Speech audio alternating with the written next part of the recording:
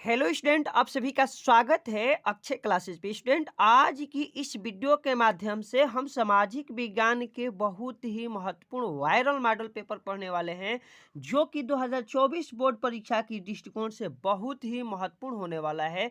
यदि आप इस वायरल मॉडल पेपर को अच्छी तरीके से पढ़ लेते हैं तो 2024 में आप यदि एग्जाम देने जाते हैं तो सामाजिक विज्ञान में जरा सा भी दिक्कत नहीं होगा, क्योंकि इस वीडियो के माध्यम से, इस वायरल मॉडल पेपर के माध्यम से मैं आप सबको बहुविकल्पी के साथ साथ जितने भी वर्णनात्मक क्वेश्चन हैं उन सबका मैं लिखित उत्तर दूंगा। साथ ही ये बताऊंगा कि आपको पेपर में कैसे लिखना है, किस प्रकार से हेडिंग लगाना है। साथ ही साथ जितने ये मैप वाले क्वेश्चंस हैं, भरने वाले क्वेश्चंस हैं, उन सबको मैं अच्छे तरीके से भर भर के एक एक को दर्शाऊंगा, आपके सामने दिखा दूंगा, ताकि आप बोर्ड एग्जाम में जाएं तो अच्छे तरीके से अपना कॉपी लिख करके आएं और आपको एग्जामिनर पूरे में पूरे फुल नंबर दे दे। तो चलिए एक एक करके पढ़ते हैं। सबसे पहले तो आपको समय पर ध्यान देना है, तो समय आपको 3 घंटे 15 मिनट का मिलेगा। उसके बाद नोट प्रारंभ के 15 मिनट जो है परीक्षार्थी को प्रश्न पत्र पढ़ने के लिए मिलेंगे, और इस प्रश्न पत्र के जितने सारे क्वेश्चन आएंगे सबको करना अनिवार्य है।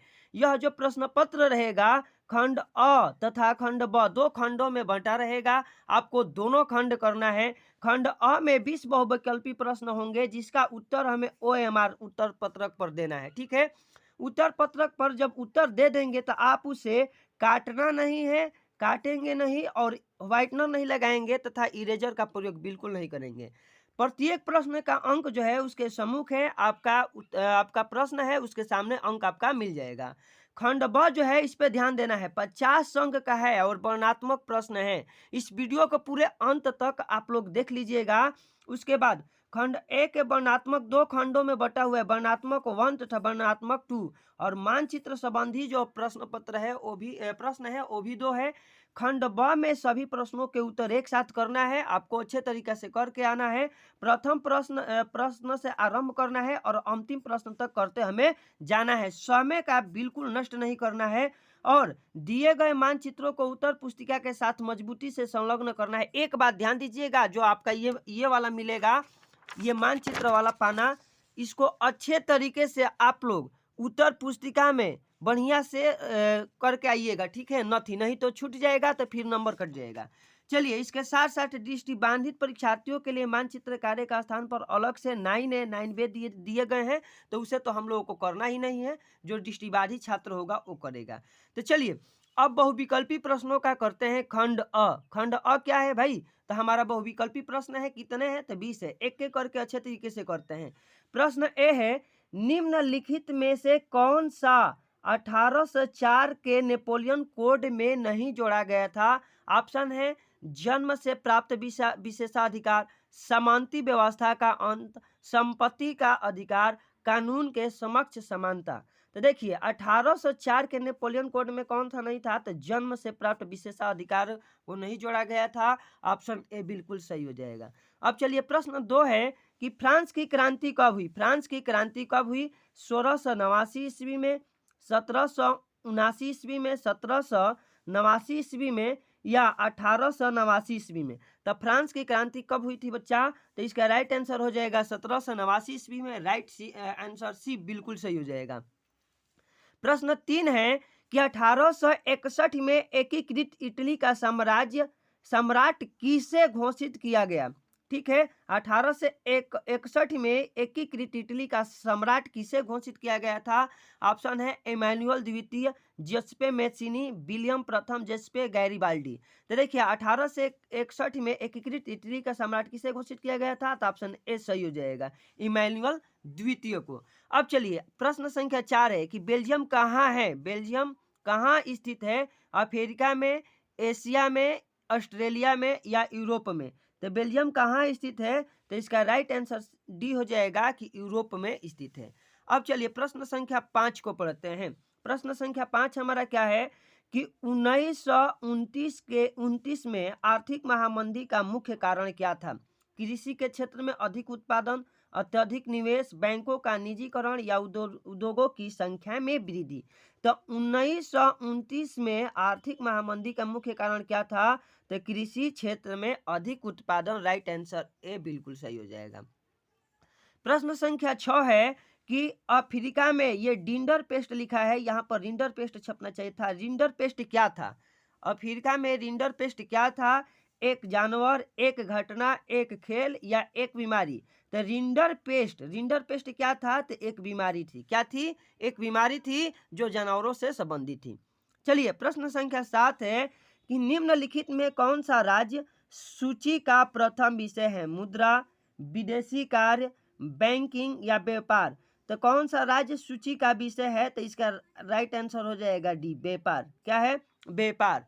चलिए, अब प्रश्न संख्या 8 है कि निम्नलिखित में संघात्मक शासन कहाँ नहीं है? संघात्मक शासन कहाँ पे नहीं है आपको बताना है।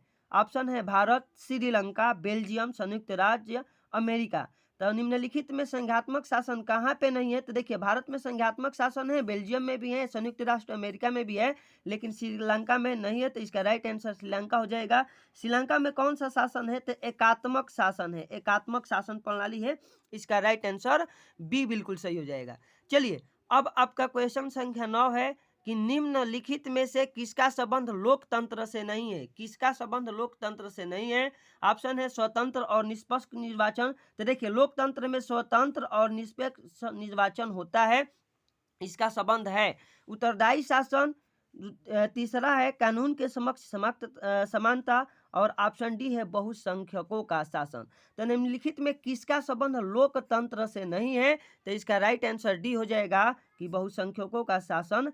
इसका संबंध लोकतंत्र से नहीं है, क्योंकि लोकतंत्र में भाई किसी एक का शासन नहीं होता है, सबका शासन होता है। अब प्रश्न संख्या 10 को पढ़ते हैं। प्रश्न संख्या हमारा 10 क्या है? निम्नलिखित में से कौन सी संघात्मक शासन की विशेषता नहीं है? निम्नलिखित में से कौन सी संघात्मक शासन की विशेषता नहीं है?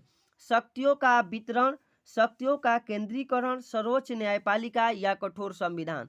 तो इसका राइट आंसर हो जाएगा कि शक्तियों का केंद्रीकरण जो होता है संघात्मक शासन की विशेषता नहीं होती है। संघात्मक शासन में शक्तियों का वितरण होता है, सर्वोच्च न्यायपालिका होती है और कठोर संविधान भी होता है।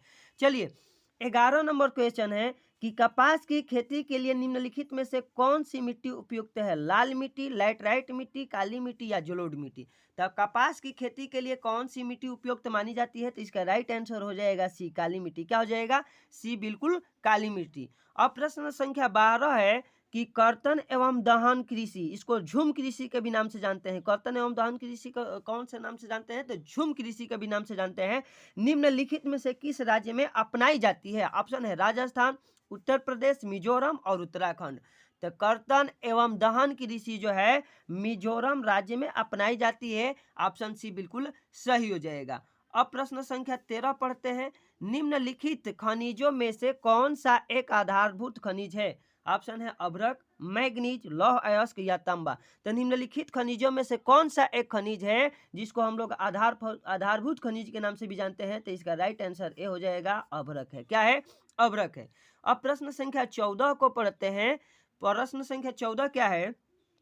निम्नलिखित में से कौन सा ऊर्जा का परंपरागत स्रोत है? कोयला, पवन ऊर्जा, सौर ऊर्जा या ज्वारीय ऊर्जा?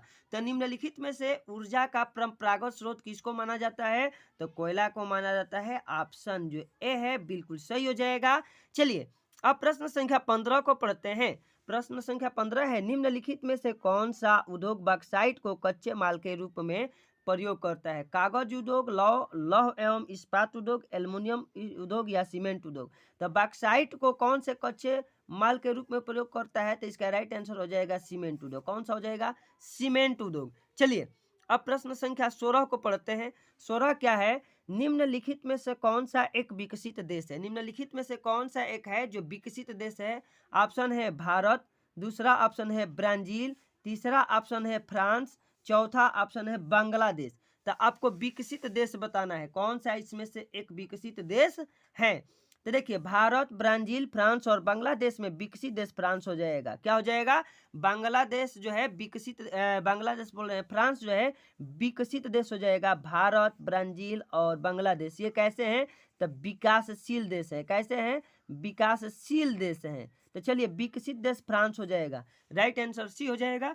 अब आपको प्रश्न संख्या 17 पढ़ना है। प्रश्न संख्या 17 क्या है? किसी देश के विकास को निर्धारित करने का आधार डॉट डॉट है। इसमें भरना है कि किसी देश के विकास को निर्धारित करने का आधार क्या है? स्वास्थ्य एवं शिक्षा का स्तर, प्रति व्यक्ति आय, व्यक्तियों का साक्षरता दर, इनमें से सभी। तो किसी भी देश के विकास को निर्धारित करने के लिए स्वास्थ्य एवं शिक्षा का स्तर जानना जरूरी है, प्रति व्यक्ति आय जानना जरूरी है, व्यक्तियों का साक्षरता जानना जरूरी है कि पढ़ाई लिखाई कैसी है, शिक्षा कैसा है। इसके हिसाब से आंसर हो जाएगा डी, इनमें से सभी जानना जरूरी है। प्रश्न संख्या 18 है। 18 क्या कह रहा है कि निम्नलिखित में से कौन सा ग्रामीण क्षेत्र के विकास का लक्ष्य है? नियमित कार्य, उपज की उचित कीमत, बेहतर मजदूरी, इनमें से सभी। तो देखिए ग्रामीण क्षेत्र का विकास करना है तो नियमित कार्य मिलना चाहिए, उपज की उचित कीमत मिलना चाहिए, बेहतर मजदूरी मिलना चाहिए। इसके हिसाब से इसका राइट आंसर डी हो जाएगा कि सभी। क्या हो जाएगा? सभी। इसका राइट आंसर डी हो जाएगा, इनमें से सभी। ग्रामीण क्षेत्र के विकास का लक्ष्य जो है इनमें से सभी होता है। अब प्रश्न संख्या 19 को पढ़ते हैं।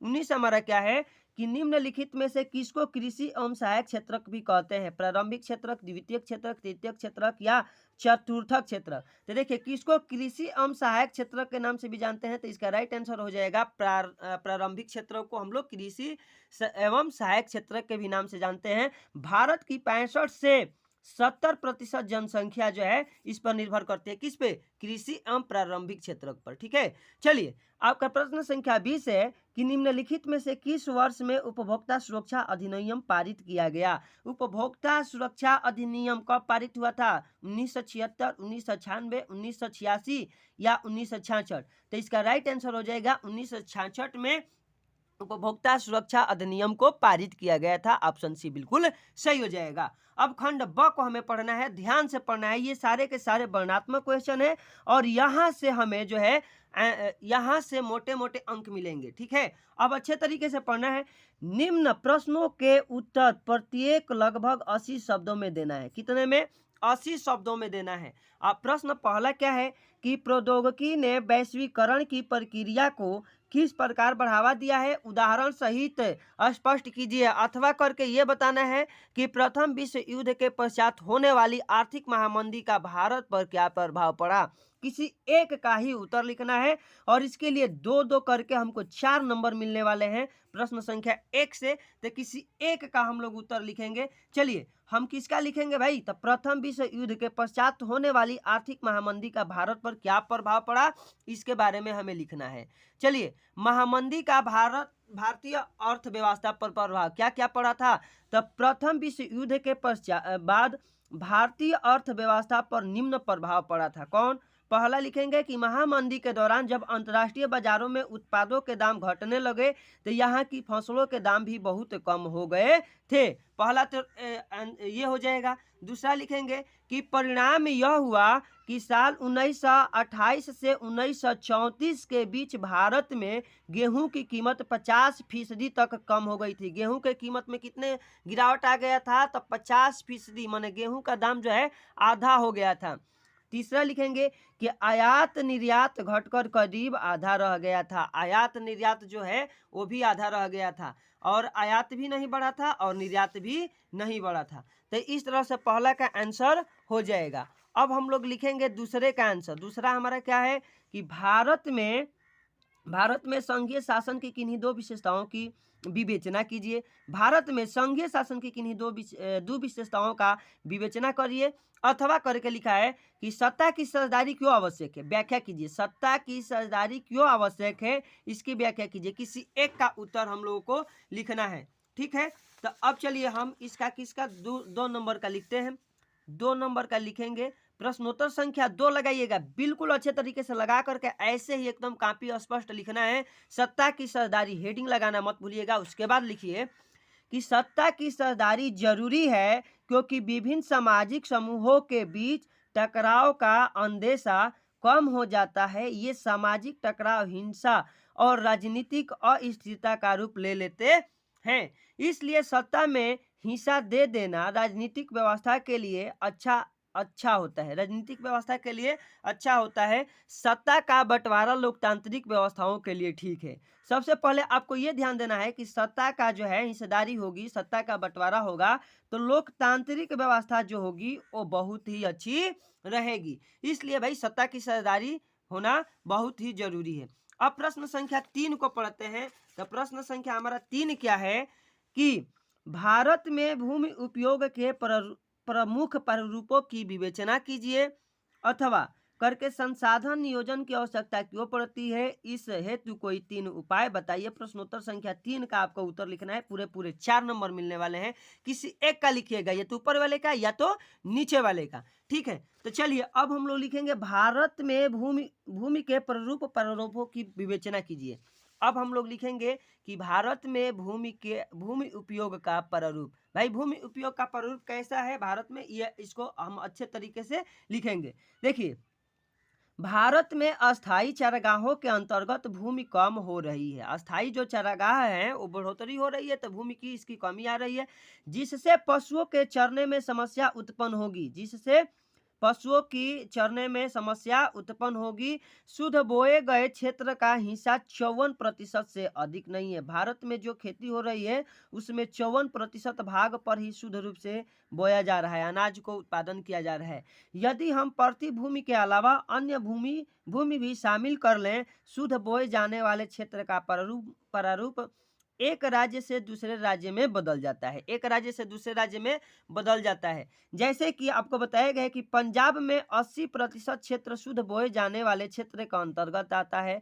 वहीं अरुणाचल प्रदेश, मिजोरम, मणिपुर और अंडमान निकोबार के द्वीप समूह में यह घटकर 10% रह जाता है। जहां पंजाब में 80% क्षेत्र पर अच्छे तरीके से अनाज का उत्पादन होता है, वहीं आप देखते हैं अरुणाचल प्रदेश, मिजोरम, मणिपुर और अंडमान निकोबार द्वीप समूह में तो यह केवल मात्र 10% भूभाग पर ही अन्न का अच्छा तरीका से उत्पादन होता है। भारत में भूमि उपयोग के अलग अलग यही प्रारूप है। आपको अच्छे तरीके से अपने भाषा में लिख करके आइएगा ताकि आपको पूरे के पूरे 4 नंबर मिल जाए। अब चलिए प्रश्नोत्तर संख्या 4 को पढ़ते हैं। प्रश्न संख्या 4 है हमारा कि आर्थिक गतिविधियों को रोजगार की परिस्थितियों के आधार पर कैसे वर्गीकृत की जाती है, अथवा राष्ट्रीय ग्रामीण अधिनियम 2005 पर एक संक्षिप्त टिप्पणी लिखिए। जो मनरेगा आया था, मनरेगा, ठीक है, उस पे हमको एक संक्षिप्त टिप्पणी लिखना है। ठीक है, तो किसका इसका लिख देते हैं या तो किसी एक का। तो हम लोग उत्तर लिखेंगे राष्ट्रीय ग्राम रोजगार गारंटी अधिनियम 2005 पर एक संक्षिप्त टिप्पणी करेंगे। कैसे, सबसे पहले आपको समझना है, प्रश्नोत्तर संख्या 4 लगाइएगा उत्तर, उसके बाद हेडिंग लगाइएगा राष्ट्रीय ग्रामीण रोजगार अधिनियम 2005। 2005 में भाई रोजगार का अधिनियम कौन सा था, तो आपको अच्छे तरीके से पढ़ना है। केंद्र सरकार ने भारत के 200 जिलों में काम का अधिकार, कौन सा अधिकार इसको कहा गया था, तो काम का अधिकार लागू करने के लिए एक कानून बनाया। इसे राष्ट्रीय ग्रामीण रोजगार अधिनियम 2005 नरेगा 2005 कहते हैं। इसके कुछ मुख्य उद्देश्य निम्नवत है। इसके उद्देश्य क्या क्या है भाई, तो इसको लिखना है। 2005 के राष्ट्रीय ग्रामीण रोजगार अधिनियम था, उसका उद्देश्य क्या था, तो पहला उद्देश्य है कि उन सभी लोगों को जो काम करने में सक्षम है, यानी कि जो लोग काम कर सकते हैं और जिन्हें काम की जरूरत है, को सरकार द्वारा वर्ष में 100 दिन के रोजगार की गारंटी दी गई। इस अधिनियम के अंतर्गत कहा गया था कि जो लोग काम करना चाहते हैं, जिन्हें काम की जरूरत है, अथवा जो लोग काम कर सकते हैं, उन्हें सरकार कितने दिन तक, 100 दिनों तक रोजगार की गारंटी दी कि हम 100 दिन काम देंगे। दूसरा क्या है, यदि सरकार रोजगार उपलब्ध कराने में असफल रहती है तो वह लोगों को बेरोजगारी भत्ता देगी। क्या करेगी, बेरोजगारी भत्ता देगी। यदि सरकार आपको रोजगार नहीं दे पाती है उस समय, तो आपको रोजगारी भत्ता मिलेगा। ये कहा गया था 2005 के राष्ट्रीय ग्रामीण रोजगार अधिनियम में। तीसरा क्या है, इस अधिनियम में उन लोगों की वरीयता दी जाएगी जिनसे भविष्य में उत्पादन बढ़ाने में मदद मिलेगी। इस अधिनियम में उन कामों, यहाँ देखिए लोगो बोल दिए थे, कामों की वरीयता दी जाएगी जिनसे भविष्य में उत्पादन बढ़ाने में मदद मिलेगी। यानी उन कामों का महत्व मिलेगा जिससे भविष्य में क्या किया जाए, उत्पादन को बढ़ाया जा सके। अब हमें पढ़ना क्या है, तो वर्णात्मक सेकेंड पढ़ना है। कौन सा? वर्णात्मक सेकेंड। वर्णात्मक फर्स्ट हम लोग पढ़ लिए। वर्णात्मक सेकेंड है क्या? निम्न प्रश्नों के उत्तर प्रत्येक का लगभग 150 शब्दों में दीजिए। आपका पहला प्रश्न पांचवा है। पांचवा प्रश्न क्या है? नेपोलियन कौन था, उसके सुधार क्या थे, उसके सुधारों का प्रभाव, उसके सुधारों का क्या प्रभाव पड़ा, ठीक है। या सविनय अवज्ञा आंदोलन का क्या अर्थ है, इसे क्यों चलाया गया, इसका प्रभाव लिखिए। तो देखिए नेपोलियन कौन था, उसके सुधार कौन थे, क्या क्या थे, इसका मैंने अपने ही चैनल अक्षय क्लासेज पर वीडियो बना करके, एक विस्तृत वीडियो बना करके डाला है और बहुत ही अच्छे तरीके से बनाया है। तो या तो आप इसका उत्तर लिखिएंगे या तो इसका। तो देखिए उसमें ये बताए थे नेपोलियन वाला, तो इस बार हम सविनय अवज्ञा आंदोलन वाला आप लोगों को बता देते हैं कि सविनय अवज्ञा आंदोलन का क्या अर्थ है, इसे क्यों चलाया गया और इसका प्रभाव क्या पड़ा था। ठीक है, तो अच्छे तरीके से आप लोग प्रश्न संख्या 5 को देखिए। प्रश्नोत्तर संख्या 5 हमारा हेडिंग लगेगा। हेडिंग बिल्कुल अच्छे तरीके से लगाना है, एग्जामिनर थोड़ा सा भी नंबर न कटे। हाँ स्टूडेंट, एक बात ध्यान दीजिए, अगर आप लोग को यह वीडियो अच्छी लग रही है तो इस वीडियो को लाइक करिए। और इस वीडियो का मैंने लक्ष्य रखा है 1000 लाइक का। कितने का? 1000 लाइक का। तो आप लोग 1000 लाइक जो है पूरा करवाइए। और 1000 लाइक पूरा करवाने के लिए आपको बहुत ज़्यादा मेहनत नहीं करना है। क्या करना है, आपको उन दोस्तों के पास भेज देना है जो कक्षा 10 में अध्ययन कर रहा है और जो 2024 का बोर्ड एग्जाम देना है उसको। तो 2024 का बोर्ड एग्जाम उसको देना है, तो उसको इस वीडियो को भेजिए, वो भी लाइक करेगा और उससे भी कहिए कि अपने दोस्तों में आगे शेयर कर दे। चलिए अब हम लोग प्रश्नोत्तर संख्या 5 का सविनय अवज्ञा आंदोलन, हेडिंग लगा दीजिएगा, लिखिएगा कि सविनय अवज्ञा आंदोलन की शुरुआत सन 1930 ईस्वी में डांडी मार्च से हुई थी। 1930 में हुई थी। और कहाँ से हुई थी? डांडी मार्च से हुई थी, जिसे नमक सत्याग्रह के रूप में भी जाना जाता है। डांडी मार्च मोहनदास करमचंद गांधी के नेतृत्व में शुरू हुआ अहिंसक आंदोलन था। कैसा आंदोलन था? अहिंसक आंदोलन था। इस आंदोलन का मुख्य उद्देश्य था हिंसा न करना। सविनय अवज्ञा आंदोलन चलाने का कारण, सविनय अवज्ञा आंदोलन चलाने का कारण क्या था? तो सविनय अवज्ञा आंदोलन की शुरुआत डांडी नमक सत्याग्रह के कारण हुई थी, जिसे नमक के उत्पादन और बिक्री पर सरकार के नियंत्रण के कारण हुआ था। सरकार क्या की थी कि भाई नमक का उत्पादन अपने अधीन ले ली थी और इसके बिक्री पर भी अपने नियंत्रण बना ली थी। इसलिए सविनय अवज्ञा आंदोलन का चलाने का यही कारण था कि इसी कारण से सविनय अवज्ञा आंदोलन चलाया गया। अब आगे पढ़ेंगे कि सविनय अवज्ञा आंदोलन का क्या प्रभाव पड़ा। सविनय अवज्ञा आंदोलन का क्या प्रभाव पड़ा? तो इस आंदोलन ने भारतीयों के अंदर राष्ट्रीयता की भावना उत्पन्न की, जिससे ब्रिटिश सरकार भी घबरा गई। विदेशी, यहाँ लिखना है, विदेशी कपड़ों तथा अन्य वस्तुओं की आयात में कमी आई। सरकार को शराब उत्पादन शुल्क तथा भू राजस्व के रूप में प्राप्त होने वाली आय में भी अधिक कमी आई। तो इस तरह से सविनय अवज्ञा आंदोलन का प्रभाव पड़ा था। तो यही सबका लिख देना है कि सविनय अवज्ञा आंदोलन का अर्थ पहले लिखे, इसे क्यों चलाया गया था भाई ये भी बता दिए, और इसका क्या प्रभाव पड़ा ये भी बता दिए। तो एक एक करके अच्छे तरीके से यदि आप लिख करके आएंगे तो पूरे के पूरे आपको कितने 6 नंबर मिल जाएंगे। कितने नंबर? 6 नंबर यहाँ से मिल जाएंगे। तो ठीक है, इस प्रकार से यह हो जाएगा। अब प्रश्न संख्या 6 को पढ़ते हैं। प्रश्न संख्या 6 हमारा क्या है कि भारत में कभी कभी चुनाव जातियों पर ही निर्भर करते हैं, क्यों? इस स्थिति से छुटकारा पाने के सुझाव दीजिए, अथवा लोकतांत्रिक शासन व्यवस्था अन्य शासन व्यवस्थाओं से बेहतर है, कारणों को स्पष्ट कीजिए। किसी एक को आपको उत्तर देना है। ठीक है, तो हम इसका लिखेंगे लोकतांत्रिक शासन व्यवस्था अन्य शासन व्यवस्थाओं से बेहतर है, कारणों को स्पष्ट कीजिए। अब लोकतांत्रिक शासन व्यवस्था होता क्या है, पहले आप लोग हेडिंग लगाइएगा प्रश्नोत्तर संख्या 6 और लोकतांत्रिक शासन व्यवस्था अच्छे तरीके से याद करिए, जा करके लिखाइएगा।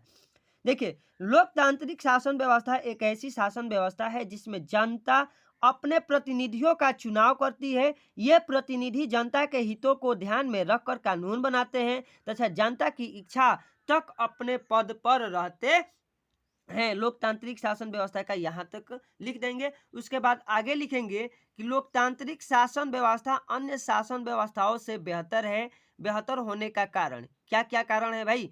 तो लोकतांत्रिक शासन व्यवस्था व्यवस्था का बेहतर होने का कारण निम्नलिखित है। पहला कारण क्या है? लोकतांत्रिक शासन में अंतिम सत्ता जनता के हाथों में होती है। जनता अपने शासकों का चुनाव करती है और जब चाहे उन्हें उनके पद से हटा सकती है। लोकतांत्रिक व्यवस्था में ये एक फायदा है कि जो अंतिम सत्ता है वो जनता के हाथ में होती है। जनता अपने शासक का चुनाव करती है और उन्हें जब चाहे तब हटा सकती है। दूसरा लिखेंगे कि लोकतांत्रिक शासन में सरकार जनता के प्रति उत्तरदायी होती है, इसलिए वह संविधान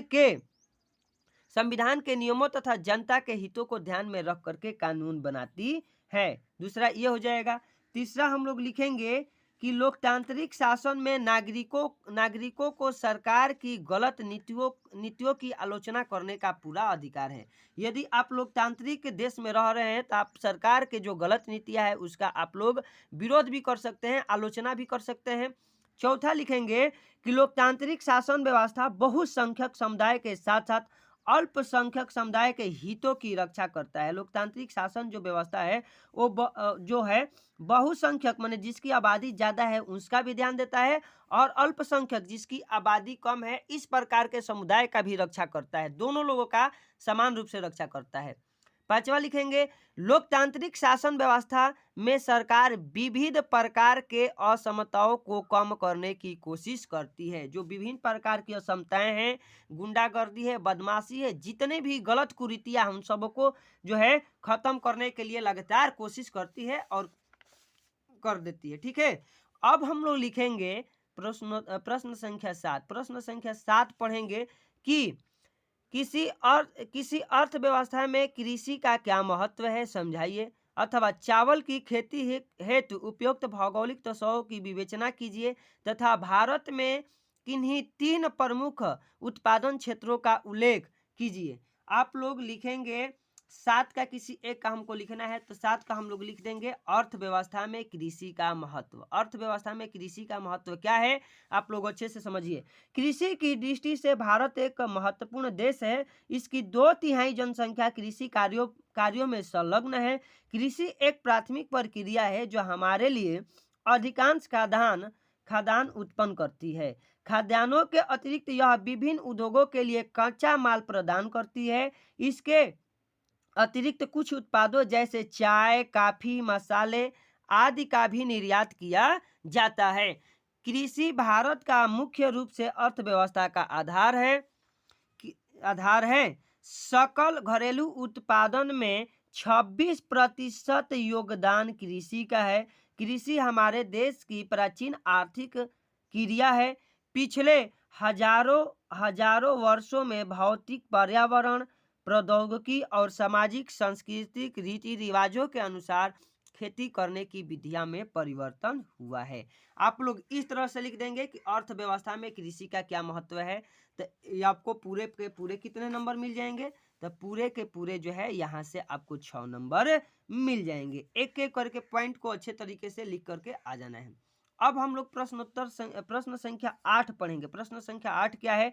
वैश्वीकरण किसे कहते हैं? वैश्वीकरण को संभव बनाने वाले कारकों की विवेचना कीजिए। अथवा उपभोक्ता के अधिकारों से आप क्या समझते हैं? उपभोक्ता सुरक्षा अधिनियम 1986 की उपयोगिता का विवेचना कीजिए। यह बहुविकल्पी में भी आया था कि उपभोक्ता सुरक्षा अधिनियम कब लागू हुआ था। तो चलिए हम किसी एक का उत्तर देते हैं। वैश्वीकरण किसे कहते हैं? सबसे पहले हम इसका उत्तर देते हैं। प्रश्नोत्तर संख्या 8 का वैश्वीकरण आपको समझना है वैश्वीकरण क्या है। तो वैश्वीकरण अधिक विदेश व्यापार और अधिक विदेशी निवेश के कारण विभिन्न देशों के बाजारों एवं उत्पादनों में एकीकरण हो रहा है। विभिन्न देशों के बीच परस्पर संबंध और तीव्र एकीकरण की प्रक्रिया ही वैश्वीकरण कहलाती है। यहाँ तक का उत्तर हो जाएगा कि वैश्वीकरण क्या है भाई। तो दो या दो से अधिक देशों के बीच जो है अधिकतम उत्पादनों का आयात निर्यात की प्रक्रिया है, व्यापार की प्रक्रिया है, और तीव्र एकीकरण की प्रक्रिया जो है वैश्वीकरण कहलाती है। तो यहाँ से हो जाएगा। अब वैश्वीकरण को संभव बनाने वाले कारक कौन कौन से है? तो वैश्वीकरण को संभव बनाने में निम्नलिखित कारकों की भूमिका है। पहला, तो बहुराष्ट्रीय कंपनियां वैश्वीकरण की प्रक्रिया में मुख्य भूमिका निभा रही है। विभिन्न देशों के बीच अधिक से अधिक वस्तुओं और सेवाओं, निवेश और प्रौद्योगिकी का आदान प्रदान हो रहा है। बहुराष्ट्रीय कंपनियों के कारण ये सारे प्रक्रियाएं हो रही है। दूसरा क्या है? तो दूसरा है उन्नत प्रौद्योगिकी। लिखेंगे वैश्वीकरण को उत्प्रेरित करने में प्रौद्योगिकी में तीव्र उन्नति का महत्वपूर्ण योगदान रहा है। परिवहन में उन्नति से दो देशों के बीच की दूरी कम हो गई है। परिवहन में जो उन्नति हुआ है उससे दो देशों के बीच की दूरी जो है कम हो गई है। सूचना एवं प्रौद्योगिकी के विकास से वैश्वीकरण को बढ़ावा मिल रहा है। दूरसंचार, कंप्यूटर, इंटरनेट के क्षेत्र में प्रगति हो रही है। ठीक है, ये हो जाएगा उन्नत प्रौद्योगिकी के कारण जो है वैश्वीकरण का बढ़ावा मिल रहा है, संभव हो रहा है। तीसरा लिखेंगे उदारीकरण। उदारीकरण में आपको अच्छे तरीके से लिखना है कि सरकार द्वारा व्यापार अवरोधकों को हटाने की प्रक्रिया को ही उदारीकरण कहते हैं। उदारीकरण के कारण अनेक देशों के बीच व्यापार तथा निवेश को बढ़ावा मिला है। इस प्रकार हम कह सकते हैं कि वैश्वीकरण की प्रक्रिया में बहुराष्ट्रीय कंपनियां प्रमुख भूमिका निभा रही है। साथ ही व्यापार और निवेश के उदारीकरण ने व्यापार और निवेश के अवरोधकों को हटाकर वैश्वीकरण को सुगम बना दिया है। तो इस तरह से हो जाएगा उदारीकरण। ठीक है, इस प्रकार से हम पूरे के पूरे 8 जो क्वेश्चन थे वर्णात्मक तक के, तो सारे का उत्तर मैंने अच्छे तरीके से दे दिया। लोग पढ़ेंगे मानचित्र संबंधित प्रश्न। निर्देश प्रश्न संख्या 9A तथा 9B मानचित्र से संबंधित है। 9A क्या कह रहा है? निम्नलिखित स्थानों को भारत के दिए गए रेखा मानचित्रों में इस चिन्ह द्वारा नाम सही दर्शाइए। सही नाम तथा सही अंकन के लिए 1/2 अंक निर्धारित है। 9A का पहला क्या है? वह स्थान जहां 1927 में भारतीय राष्ट्रीय कांग्रेस का अधिवेशन हुआ था। तो भारतीय राष्ट्रीय कांग्रेस 1927 का अधिवेशन कहाँ हुआ था? तो वो हुआ था मद्रास में। तो यहाँ आप लोग ढूंढ लीजिएगा, यहाँ है मद्रास। अब आप चिन्ह बनाइए और लिखिए मद्रास। क्या लिखेंगे? मद्रास, मद्रास। और आगे लिख दीजिएगा चेन्नई। इतना लिखने के बाद ये कौन सा क्वेश्चन था? तो ये 9A का पहला था, 9A का पहला। तो यहाँ से इसका आंसर हो जाएगा। अब हम लोग पढ़ेंगे दूसरा, वह स्थान जहां गांधी जी ने नमक बनाना शुरू किया था। वह स्थान जहां गांधी जी ने नमक बनाना शुरू किया था, तो इसका राइट आंसर हो जाएगा साबरमती। साबरमती कहाँ पड़ता है? तो गुजरात में। यहाँ आप लोग लिखिएगा साबरमती, ये गुजरात का इलाका है। और ये चिन्ह दर्शा दीजिए यहाँ, और यहाँ पे लिख दीजिएगा ये किसका आंसर है? तो ये 9A का सेकेंड नंबर। चलिए 9A का सेकेंड नंबर हो जाएगा। अब हम लोग आगे पढ़ेंगे 3 नंबर, वह स्थान जहां सूती मिल श्रमिकों ने सत्याग्रह किया था। तो सूती मिल श्रमिकों का सत्याग्रह कहाँ हुआ था? तो अहमदाबाद में। यहाँ पड़ता है अहमदाबाद, गुजरात में ही अहमदाबाद है। लिखेंगे अहमदाबाद, अहमदाबाद।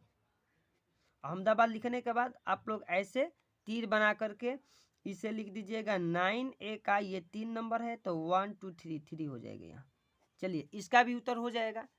अब हम लोग पढ़ेंगे क्या? 4 नंबर, वह स्थान जहां जलियांवाला बाग हत्याकांड हुआ था। तो जलियांवाला बाग हत्याकांड हुआ कहाँ हुआ था? तो अमृतसर, पंजाब में। तो ये जो इलाका जो है यहाँ वाला, ये हो जाएगा हम लोग का पंजाब। क्या हो जाएगा? पंजाब। तो यहाँ लिखेंगे अमृतसर, अमृतसर।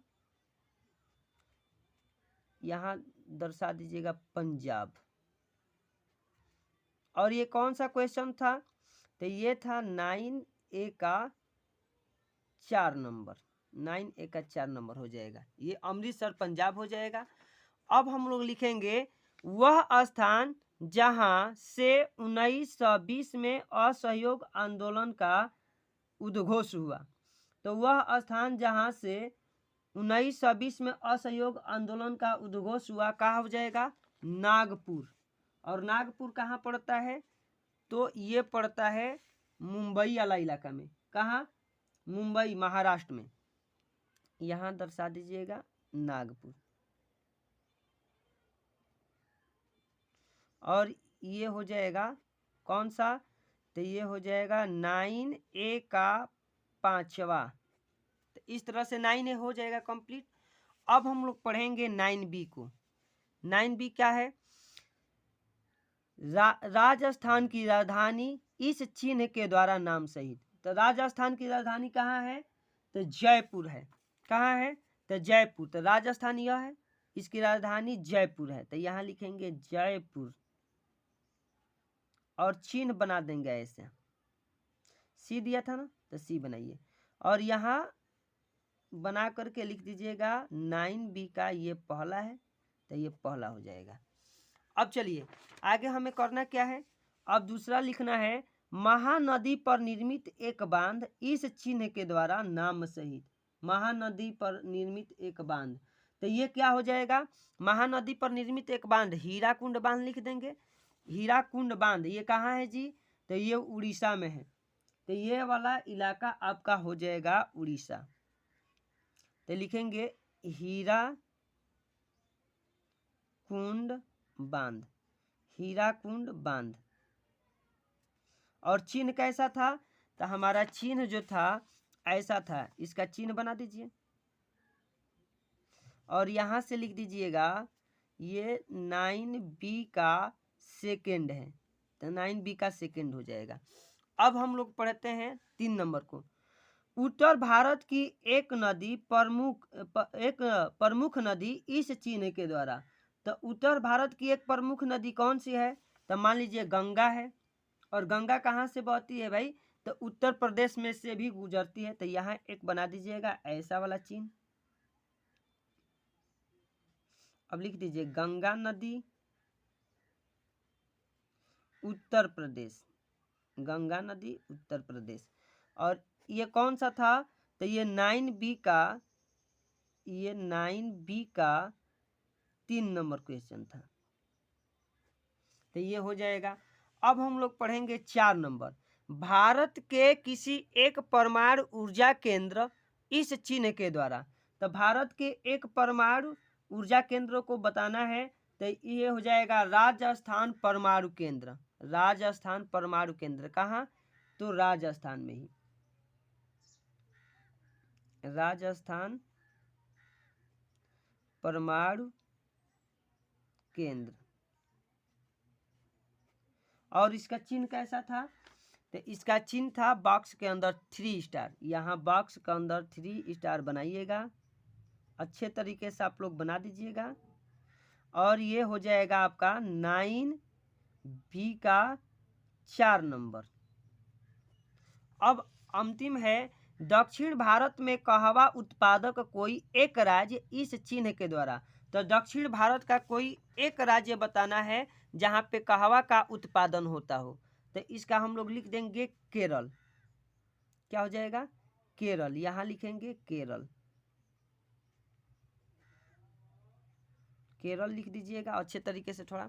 उसके बाद इसका चिन्ह कैसा था? तो ये बॉक्स के अंदर ये फूल थे। और ये कौन सा था? क्वेश्चन नंबर हो जाएगा ये 9B का 5वां, 9B का 5वां। तो इस तरह से ये मानचित्र वाला भी आपका कंप्लीट हो जाएगा। तो स्टूडेंट अगर ये हमारी वीडियो आप लोगों को अच्छी लगी है तो वीडियो को लाइक कीजिए, वीडियो को अपने दोस्तों में शेयर करिए और हमारे चैनल अक्षय क्लासेज को सब्सक्राइब करके हमें सपोर्ट कीजिए।